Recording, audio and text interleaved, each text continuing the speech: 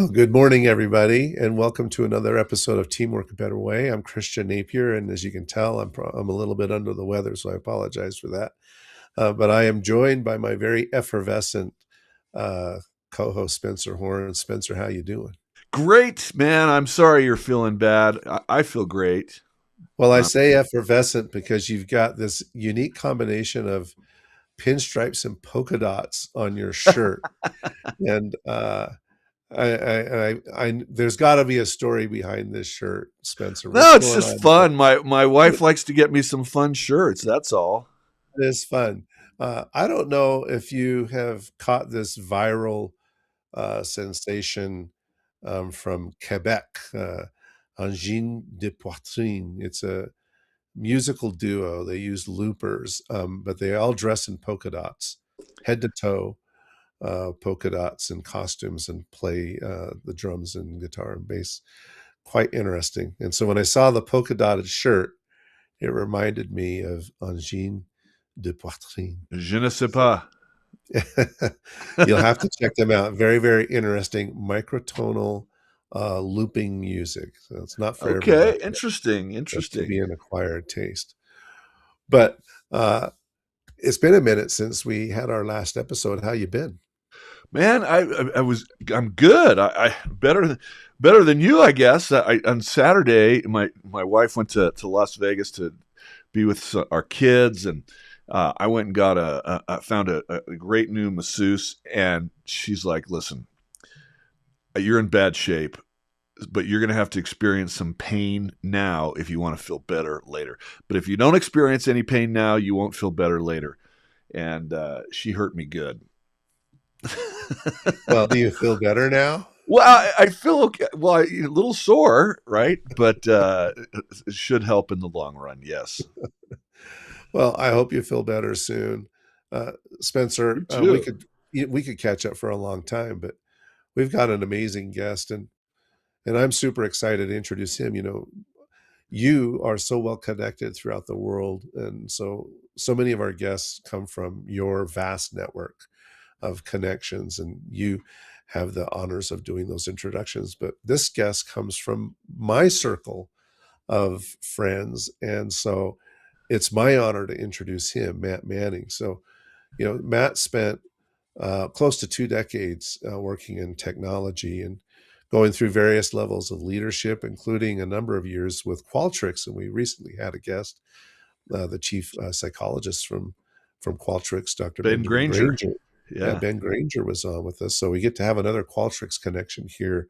Uh, and after Qualtrics, he went and did a couple of startups, and things were going fantastically from a professional perspective. But he was facing some internal struggles, and I'm sure he'll get into that with us here a little bit, which led to transformation, not just personally, but also in his career. And now he focused was his work with leaders and individuals that are navigating transitions, just like he navigated a transition, helping them develop the inner capabilities uh, that this particular age, this age of AI, that is calling us to build on. So his work, it sits in the intersection of personal transformation and civilizational change. That's a big word and a big concept. Then, with a very simple question at the center: how do we become wise in this age of AI? So, Hmm. in addition to all of this, uh, I consider Matt a very close friend and someone who I look up to. He's a very, very deep thinker, and I've always admired his insights, and it's really an honor to have him on our show today. So, ladies and gentlemen, we bring to you Mr. Matt Manning. Matt, thank you for joining us today. Yeah, Christian, thanks for having me. Spencer, looking forward to it. So excited to have you. Thank you for coming, Matt. Yeah, we're really, really excited to have you here, Matt. But maybe to get us kind of started off here, you could tell us a little bit about your own journey. This journey of kind of rising up through the ranks, climbing that corporate ladder, um, and really excelling at anything that you were doing, whether it was with big companies like Qualtrics or with some of the small startups that you were working in as an entrepreneur. And what led you to do a lot of thinking and soul searching, ultimately transforming uh, you personally, but also the trajectory of your career, an inflection point, and now really focusing on helping people undergo a similar transition to a more fulfilling life as a leader and as a human being. Mm. Yeah, I mean, it's been quite the journey. I spent, like you say, 17 or 18 years in technology, in mostly in sales. And, you know, there was this phase where it was just all about growing and getting to the next kind of place, and really focused on growth and making more deals and getting more things, and, you know, all the success, the things that we work hard for. And yeah, over the last 5 years or so, I just started to feel, you know, I had all of the things that 10 years ago I thought was going to make me deeply fulfilled and deeply happy. And as I started to turn inward and do some deeper work on myself, and I could just feel a shift happening in the way I identified with the world and the perspective that I was taking on the world. And it got to a point where, you know, the pursuit of more money felt kind of empty to me. And, you know, I had really good position that I had worked really hard for, and on paper just looked great. Really good company, great friends that I was working with, and there was something about it that was deeply unfulfilling, and it was kind of sucking my energy. And as I went through this transitionary kind of phase and this identity shift, I started to have an intuition that you know, I was gonna a lot of my work was gonna be focused more on uh, psychology, uh, contemplative practices, consciousness. Um, I studied psychology in college, and that's what's always really interested me. But I think the money won out, living in the economy that we live in, where, you know, it's inflationary and you always have to be producing more to get ahead, and it takes a lot of energy. And yeah, long story short, you know, I thought it would happen after the company I was working at had an exit. But after a lot of kind of soul searching, it just came together really quickly about a year ago, where something in my body knew that it was time. And it happened on a Friday night, and I quit my job on Monday to kind of go into the unknown. And, you know, I think that just as people, individuals go through these transitionary phases where the old way of doing things, not that it was bad, but it starts to not be useful. I think civilizationally, we are going through a similar shift. And yeah, it's a really exciting but disorienting time that we're living through. So I know Spencer's got a lot of questions, but I've got one more before we kick it over to Spencer. So I've seen you posting frequently on LinkedIn. You're writing a newsletter. This idea that you've come up with, the liminal leader, right? This word liminal is an interesting word, and I'm curious how this word liminal came about for you. Um, He's just been uh, describing it the whole time here. you know, well, it's just been kind of interesting, right? Because it's not a word that is very commonly I had used to in our look it up. vocabulary. Yeah, I mean, we're more familiar with the term subliminal, right? Like we hear Mm-hmm. this term, but I'm curious if you can just give us a little insight into the genesis of this term liminal leader, uh, this term liminal, what it means for you, and what Mm-hmm. do you think it means for us, you know, more broadly? Yeah, so just to start, the word liminal could be, you could use, you know, a synonym of in between, kind of the in between space. Uh, and, you know, the company I started, I call it the liminal leap. And I've got a newsletter on LinkedIn called the Liminal Leader that's talking about what types of capacities do leaders for this time need to be building. But where it was born from is, as I've been describing a little bit, and maybe you can sense into, there was this sense that, I went through a deep transformation, and I've studied, developmental psychology and how adults continue to develop. And I've figured out, what exactly was shifting within my own identity structure. But at a very visceral level, it felt like the old Matt was kind of gone, right? Like, there were still things in my personality and all of those things, but the way that I oriented to the world started to really fall away. And the new version of me still hadn't and hasn't fully come together. So I found myself in this in between stage. And the new research on developmental psychology that talks about, it's been studied for a long time that children and adolescents develop through very predictable stages and how they're relating to the world. And there's new emergent research that individuals continue to go through uh, development and change into their adult years. A lot of adults get stuck in a certain position or worldview. But, I was just in this liminal space.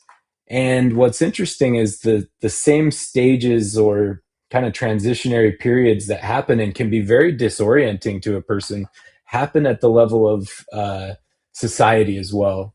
So the world, happens in groups and companies, in religions and states, countries. Any collective group goes through these same emergent stages. So just as I found myself in this liminal space where it's this in between space and something new wants to emerge, I find that happening collectively. All of the systems that we've built, uh, probably starting in the Industrial Revolution, that have really helped us for the last couple hundred years, are now starting to fall away. And I don't want to make them bad because they've gotten us to where we are. But in this age of technology, we're still in the infancy of the internet. And now with the advent of AI, I think collectively we're finding ourselves in this liminal space where, it's in between the old systems. I think you talk to anybody and you can feel it. The old way of orienting is falling away, and something new is emergent, but it's still unknown. And so we have to get comfortable in this kind of in between, not knowing space. So that's a little bit about the origins of the liminal leap, the liminal leader, and what I mean by liminality. So I think of all of a sudden when you were talking about the in between Stranger Things, right? It's Totally. between these two worlds. But Yep. you're going very esoteric and very deep. I'm gonna back it out for the people who are thinking, well, money's no longer important. You were talking about, hey, I'm not going to be. What I interpreted is I'm jumping out of the rat race. Because I'm burning out. I've got to figure out a Mm-hmm. better way to operate. But the problem is that you're in this in between because the world is still mostly operating on the system that you've been talking about for the last several hundred years, and Yep. you're now transitioning to, I don't know, let's call it a higher plane. And but when you opt out of the system, what does that mean? I mean, do you still have to get a checking account? I mean, you still have money coming and going? Do you you don't do you have a job? I mean, what are you doing? I'm just so curious. What does this mean? Are you still Yeah. operating in the normal economy of things? Yeah, so me personally, yeah, I mean, I live inside of the system, so there's no way out of the systems that we're living in. Does that create a I don't know. schizophrenia? I mean, what's Yeah, I mean, it's created a lot of like volatility in every aspect of my life. But yeah, part of this is starting to build um, something, a new type of vocation for me personally that can contribute to society and also, support me and support my family. Um, but yeah, I mean, I still got to pay the bills. I don't know. This is a topic we want to go into, but I'm a pretty hardcore Bitcoiner. So there is a way to opt out of the existing financial system into something that's completely distributed. That's probably neither here nor there for this conversation. But I think that's the level of change we're talking about is No, everything but there's a down way to to the function, plumbing and I of the think that's financial system. Yeah, yeah. totally. I think that's really key because the first thing I said, well, how do you live? I mean, can we play? But it truly is a leap. Right. Yeah, exactly. I mean, there's a level of trust that um and it's scary, it's disorienting. It'll bring up the deepest fears and the deepest limiting beliefs that you have when you make a big leap like this of like what am I going to do? And I think that's happening across society.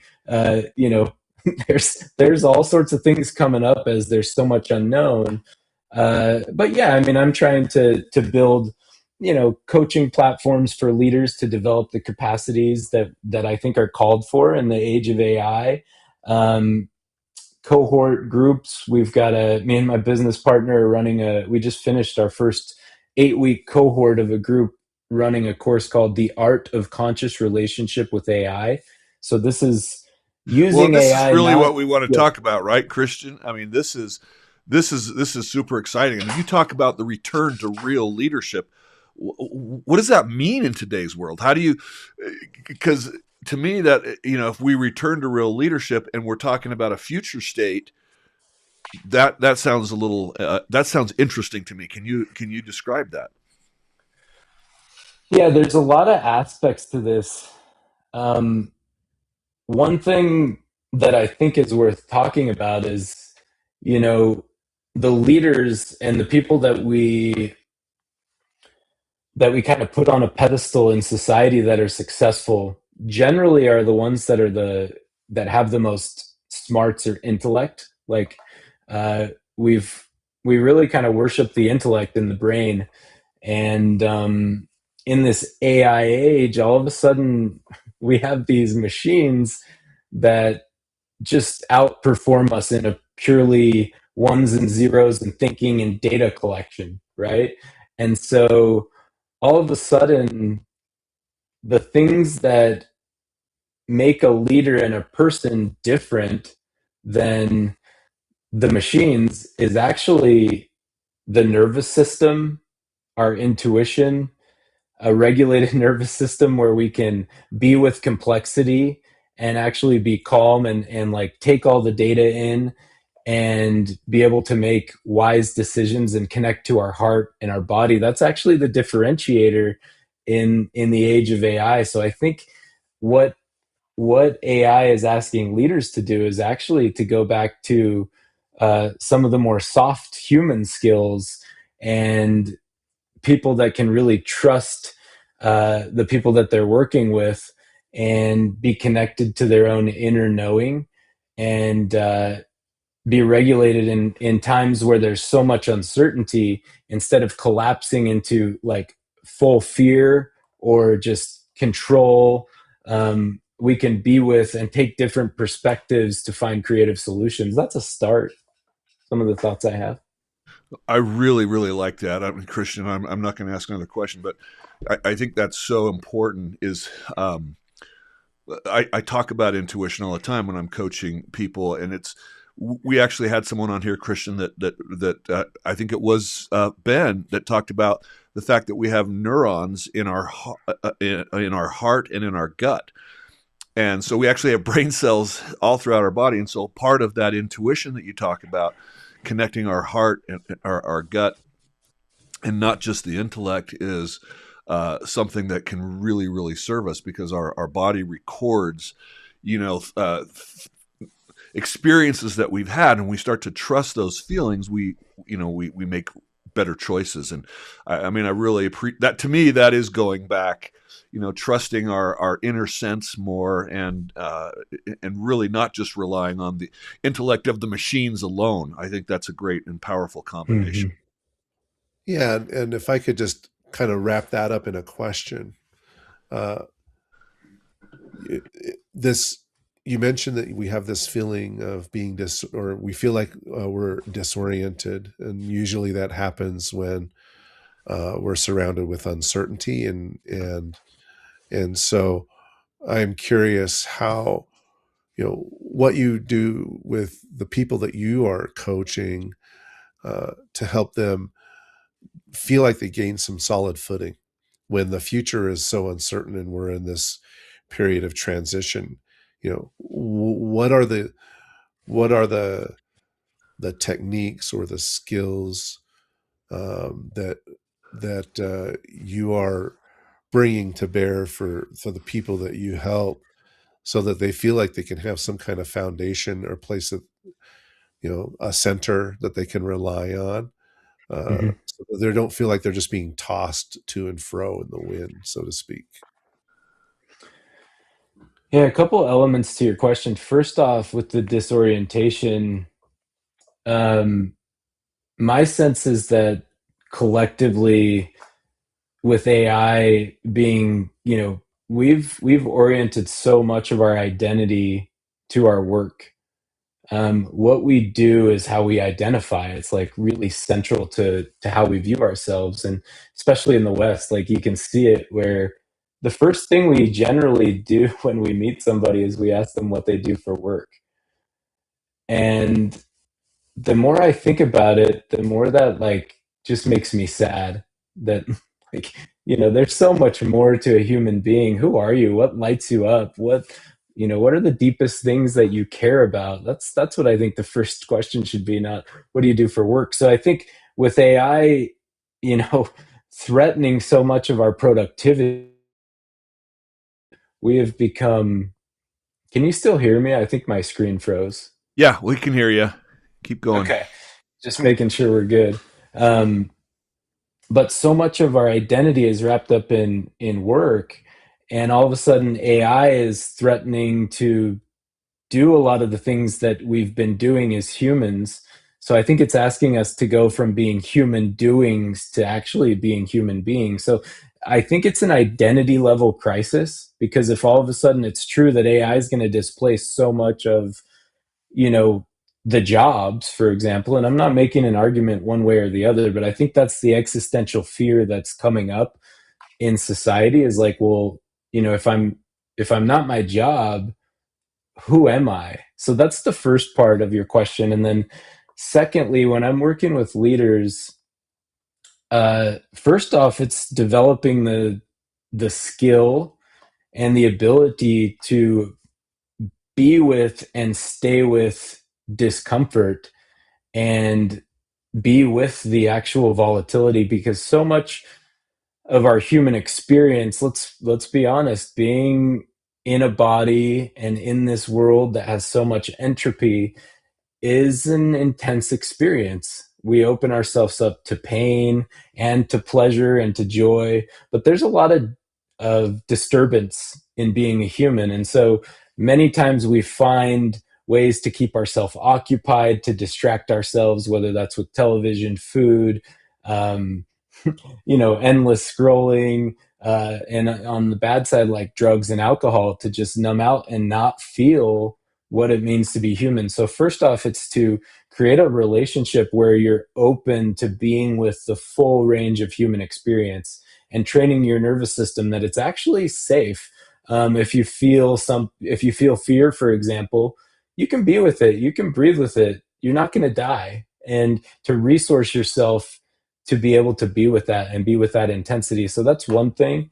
And then secondly, with leaders, I think the big capacity that's being asked of us, and this is a developmental capacity at certain stages of development that come online, is the ability to take multiple perspectives. So to be able to step back from my own perspective, not to say that I'm not going to still have my view, but to step back and see that, okay, the person over here that I might disagree with has this other perspective, and can I see through their eyes what it might be like to look through that perspective, and to see that all of these things that we're fighting over in society is just a bunch of different perspectives, And if I can step back and not be so identified with my perspective being the right one, and I'm still going to hold my perspective, but this ability to be able to see multiple perspectives and come up with creative solutions that unify people as opposed to just, I'm right, you're wrong, the binary nature of so many of our disagreements, whether it's politically or in any disagreement, is just that one side can't see the other side's perspective. So developing the capacity for perspective taking, in my opinion, is critical, and we need way more leaders that can step into that and realize when, my perspective and my need to be right is actually just the ego clinging on to that needing to be right.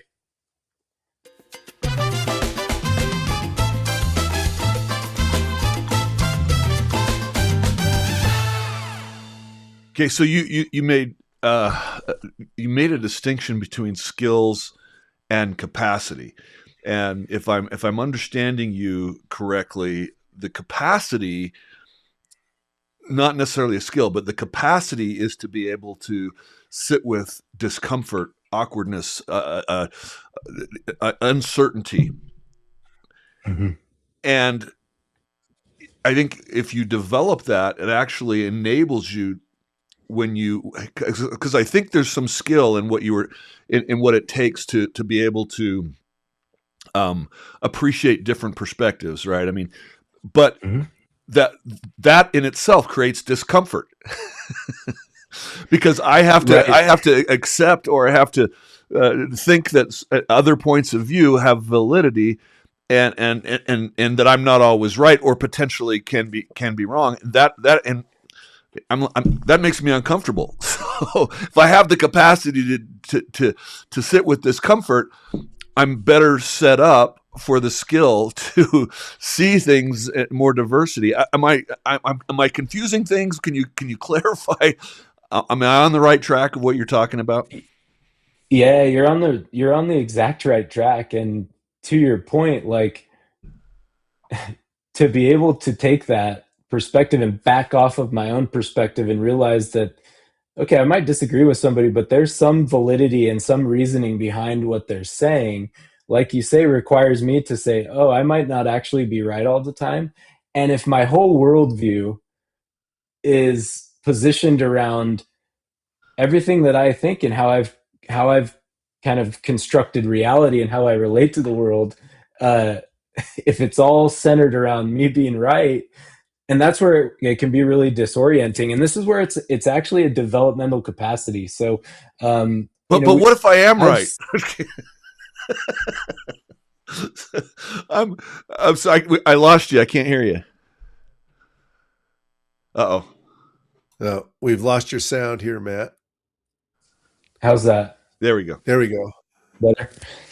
Yeah, I think that's so this is a developmental capacity. So what I was talking about earlier, where children and adolescents go through different phases of growth, or stages, you could call them, or perspectives. Adults continue to go through um, growth into new and emergent stages of consciousness or ability to take on new Yeah, but complexity. our And entire so school system is designed to teach us to be right. I agree. I think we need to totally reform all of it. And so, yeah, it's at certain stages, at less mature stages of development, or the you don't have as much capacity for complexity, and it's just binary. It's black or white, it's right or wrong. And that's where this developmental capacity comes online, and the ability for somebody to hold complexity without totally collapsing into disorientation, but realizing that, yeah, my perspective might be right, um, but that's also relative. And like, what are the things that, even in my perspective, what are the blind spots and the other side of the aisle that I might disagree with? What points do they make that actually, and why do they care so much about it, and what points do they make that I might not be seeing? I think that's what it requires of leadership, especially in politics and in business. If you can start to see all the different perspectives, you can find ways to bring people together. So I really, really like this approach here, Matt. My thought gravitates toward how does AI or how can AI actually play a role in helping people identify these different perspectives? And the reason I bring it Mm-hmm. up is because in today's day and age, you mentioned the nonstop scrolling. Well, the scrolling is determined by our previous behaviors. And so we Yep. have these self reinforcing algorithms that will feed us information that the algorithm thinks we will want to consume. Right. So we get less and less variety of perspectives by the very nature of the algorithm. But AI doesn't necessarily need to adhere to those algorithms. And so one thing that I did with AI, I predominantly use Gemini, so I'll use this here for the example. But you could do this with Chat GPT or Claude or any other AI. So I created a gem, which is like a custom GPT that I call weighing both sides. And the idea behind the gem, I told the gem, use Paul Graham's hierarchy of disagreement. So Paul Graham's hierarchy of disagreement basically takes an argument and breaks it down into different levels, with the lowest level being name calling, you stupid jerk, and the highest level really addressing the the substantive core of the argument. And what the gem does is if I put in a particular topic, it will provide the level 6, highest level of argument that it can come up with for one side, and then the level Mm. 6 argument for I the other need that side. gem, Christian. And then it weighs both sides and picks a winner. I will say I don't always disagree with its analysis. Sometimes I'm like, well, I think you left something out. And this leads into a dangerous territory because Uh-huh. AIs are Confirmation bias, maybe. they're designed to be uh, affirming to you, right? So they will confirm your biases if you press them. But when Yeah, you do it in this kind of more agnostic way, just say, hey, weigh both sides of these argument, and then give me your presentation.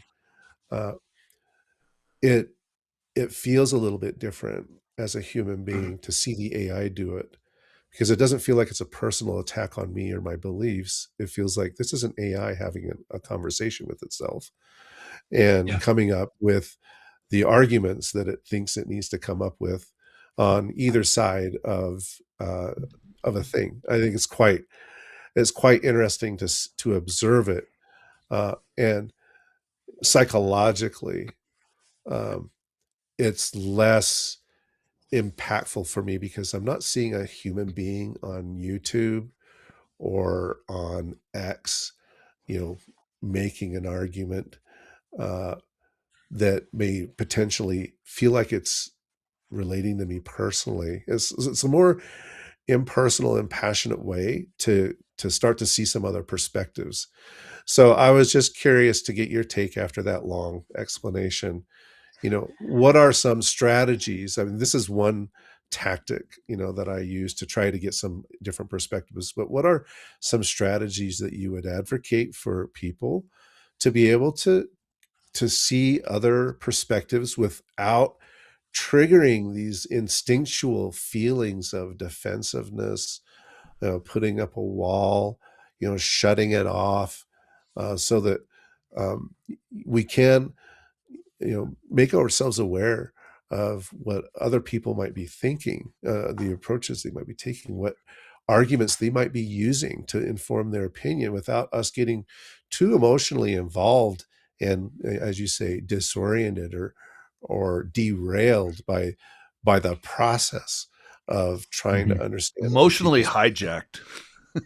Yep. yeah, emotionally hijacked.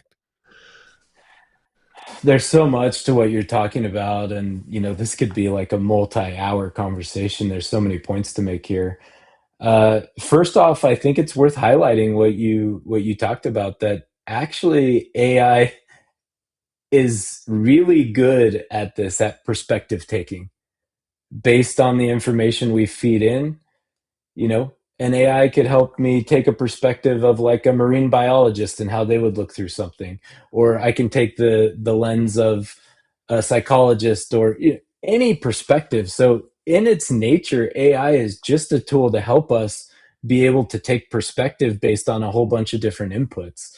So I actually think at a very foundational level, the more AI is being used, the more it's actually beckoning us to recognize that life is just made up of a bunch of different perspectives, and there's wisdom and blind spots in each. But if you don't recognize that that's what's happening, that AI is just giving you a certain perspective, the way you used it was beautiful, because you're using it to take different perspectives and look at it through different lenses, which has a ton of benefit. But if most of society, I would argue, is just kind of using AI like an extraction tool, kind of like what we've used Google for in the past. Like, we put it in, it gives us the answer, and we're outsourcing it to be this one source of truth. And so if you're using AI in that way, where you just assume whatever it tells you is like, it's like God telling you exactly what is, that is very scary, because really it's just a bunch of perspectives, and it's trained on how you're interacting with it, and it's just going to reflect back whatever energy you're bringing to it, whatever perspective you're asking it to take. So that's one point. And then when it comes to this emotional hijacking that you're talking about, I don't find it to be super problematic. uh, what I would encourage people to do, and what we do in our course, is to, why don't we get curious about our experience? So how do we relate to technology and stay in our own body and connect to our own intuition and our own emotions? So if we are finding ourselves really defensive at something that a new perspective is spitting out, whether it's with another person or with AI, what if we just got really curious about, like, why is this happening? Why am I getting so activated? And we learn to be with it and get curious about what's underneath that. Why is it? It's generally, in my opinion, like a protective mechanism, because there's something about that that's threatening to us. And usually when we're most activated, it's we tend to put it on other people or on something outside of us, when actually it's probably we're getting activated because something inside of us that we're not consciously aware of, that we don't want to recognize in ourself, is being activated. So yeah, those are a few thoughts.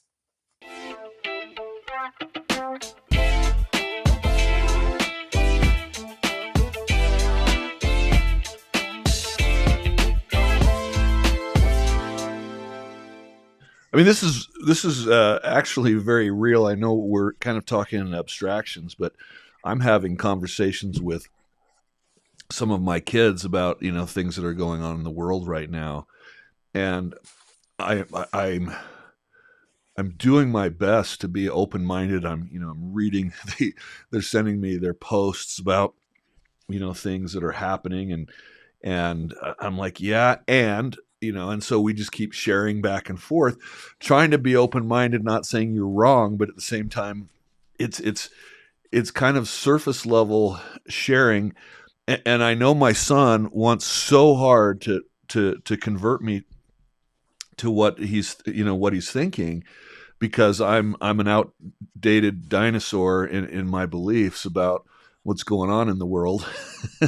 And so he's trying really hard to give good arguments, but he's a lot like me. We're both, I'm thinking about what you said. What am I protecting?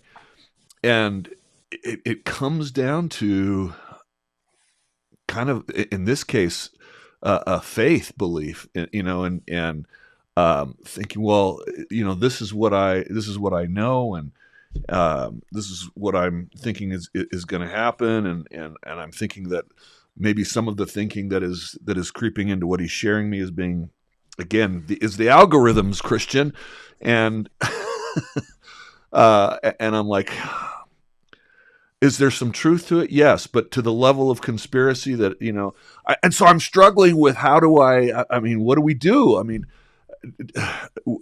I mean, do you give up your, do you just give up, or do you just say, all right, let's agree to disagree, or let's just keep the conversation going? I mean, how do you resolve anything? Am I, am I going off in the wrong direction? I mean, I mean, how do you resolve these differences? I can, I can sit with the differences, and I'm actually fine with it. I just, but it's like we're not getting anywhere. Mhm. We're because we're so. I guess it goes back to what you said. I loved what you said. We're not human doings. We're human beings, and so right now I'm just being okay with our differences. I guess I don't know, but I can't. But I want to do something. I want to correct the imbalance. Right. Yeah, and I don't know the answer to that question, Spencer. That's a really, and each situation is so different. Um, but one possibility that I'd like to throw out there is what if we got more comfortable with being in the space where there isn't an answer yet? Yeah, and I think that's the being, right? Just okay that, hey, we don't have the answer. Let's get more information. I don't know. Yeah, and you're my son, and let's make sure we're connecting with each other and spending time together, and that this isn't, let's connect back to our essence, which is, I'm your dad, you're my son, I love you, right? I mean, Matt, I had many conversations with my wife when growing up, because both of us are very, very stubborn, right? She said, "Do you want to be right, or do you want to have a relationship?" And yeah, I could use that one with my wife for sure. yeah, do you want to be right, or do you want to have a relationship? Mm. I want the I relationship. want it. I taking this a little bit further. So uh, I, I'm a there are a few groups of people on the planet that I really really admire. One of those groups are professional musicians. I musicians who can get up and play a concert without making any apparent mistakes for like 2.5 hours. It blows Mm. my mind. So if you look at the algorithm on YouTube for me, most of that algorithm is taken up with videos of musicians and music and so on and so forth. Uh, and there's a there's a particular musician. I don't know if you guys have ever heard of him, a jazz musician named Stanley Jordan. Stanley Jordan really pioneered the technique of playing the guitar with both hands tapping. So, I mean, Eddie Van Halen did that on the rock side, when he really pioneered tapping. But Stanley Jordan on the jazz side really pioneered this technique of playing the guitar um, using tapping primarily instead of picking or strumming or finger style guitar. He's also a very, very spiritual, insightful, mindful person. And recently he did an interview online with a guy named Rick Beato, he's got like 5 million subscribers, does a lot of interviews of super high level musicians. And Stanley was talking about the process that he used to get in the right frame of mind to play music.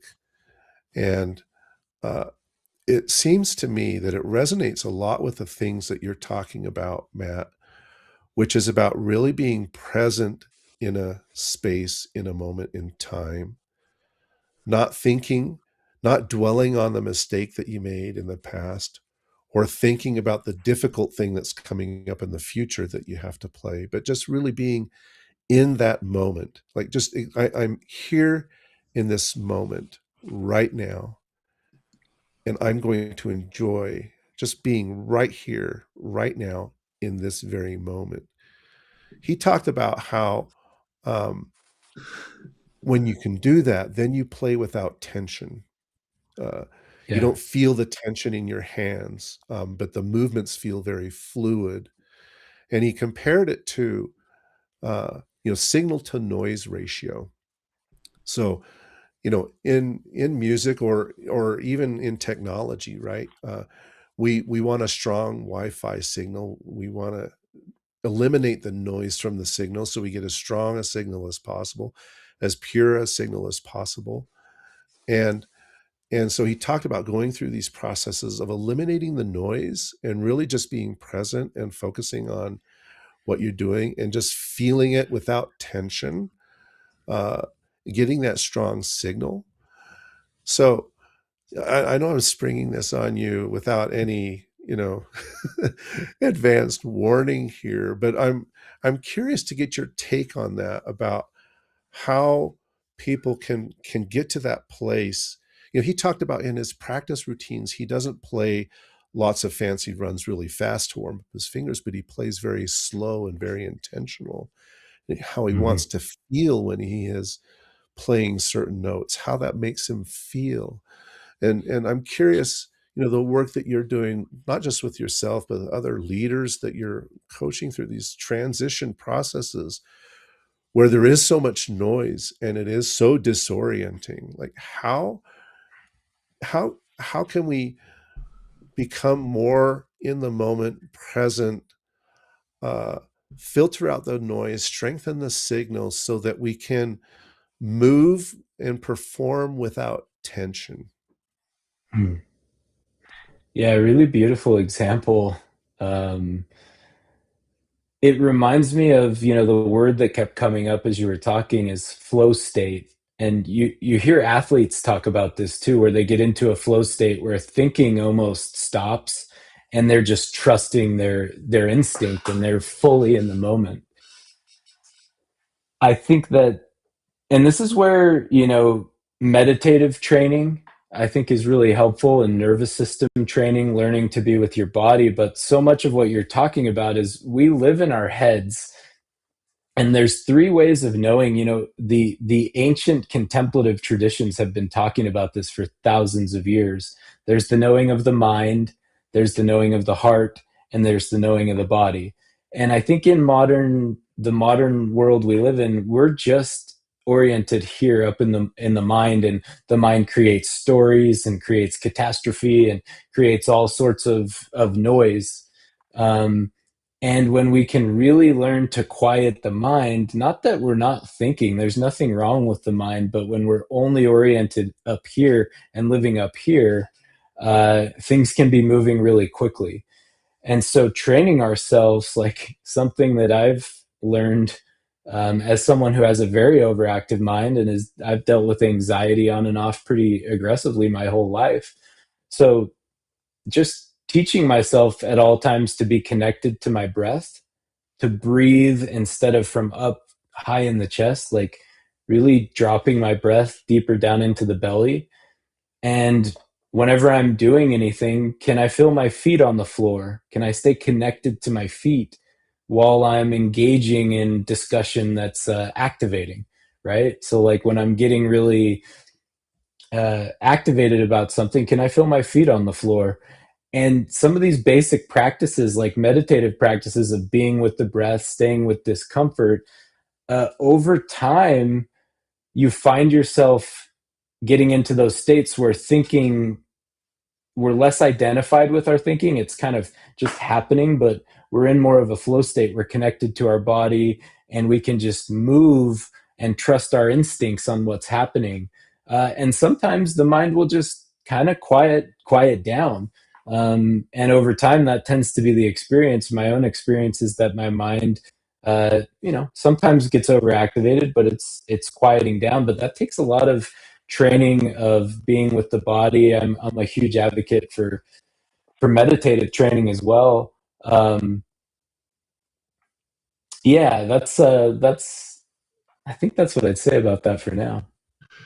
I can see that really being valuable, Matt and Christian, for a leader going into a difficult conversation with a team member, a direct report, a negotiation.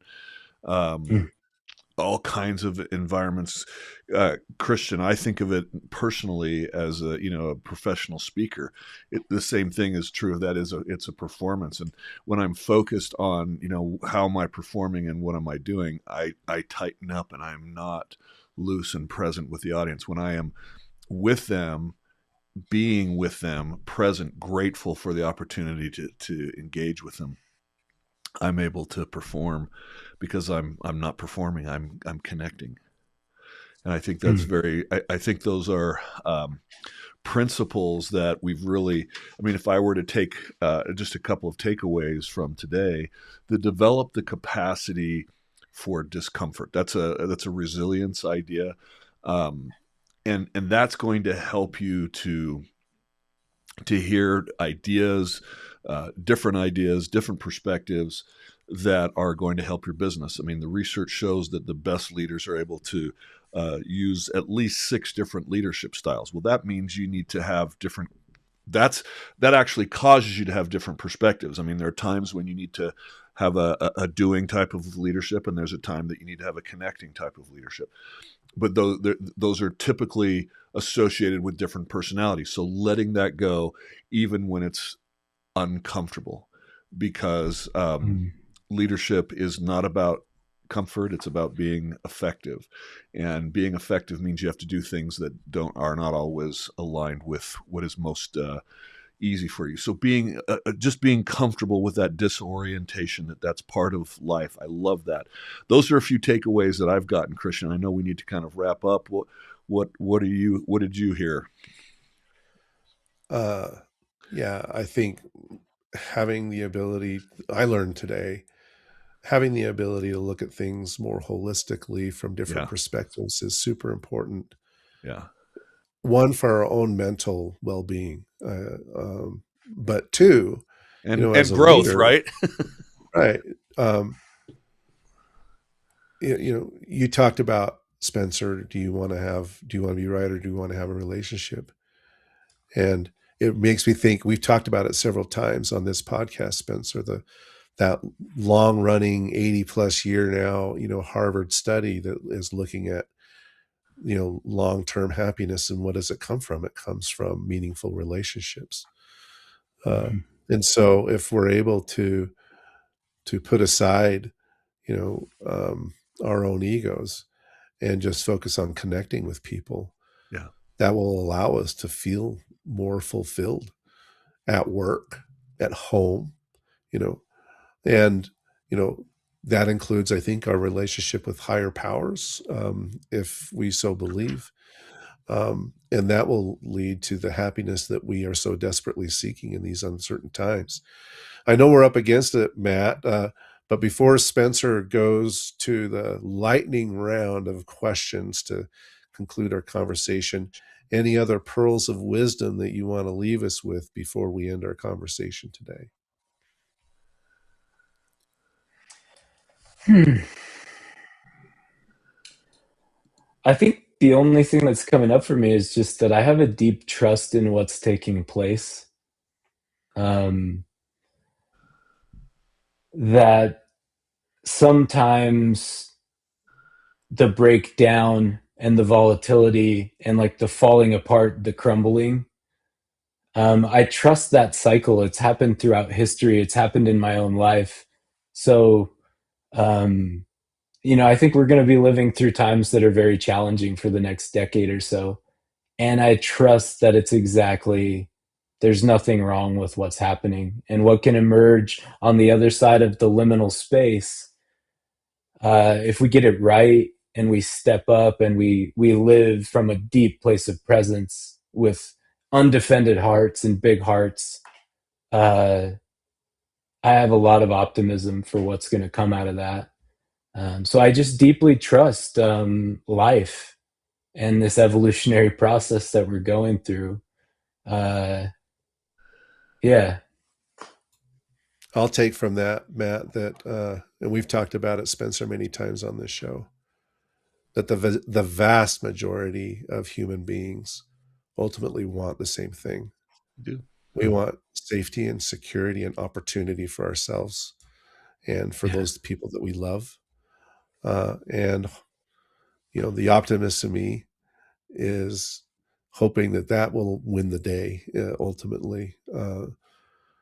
And although technology has allowed us to become more polarized and divided than ever, um, I think there is an opportunity for that technology to also allow us to become more connected Hmm. uh, than ever.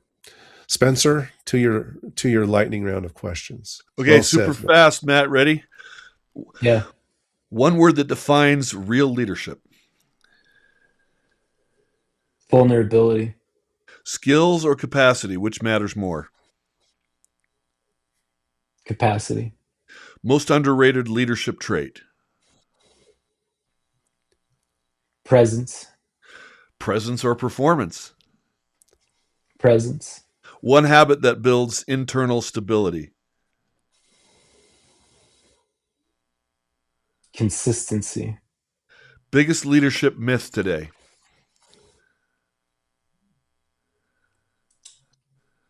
That you have to be loud. AI will replace tasks or leadership. Tasks. High performing teams need more clarity or more trust. More trust. That's a tough one. One word your clients use after working with you.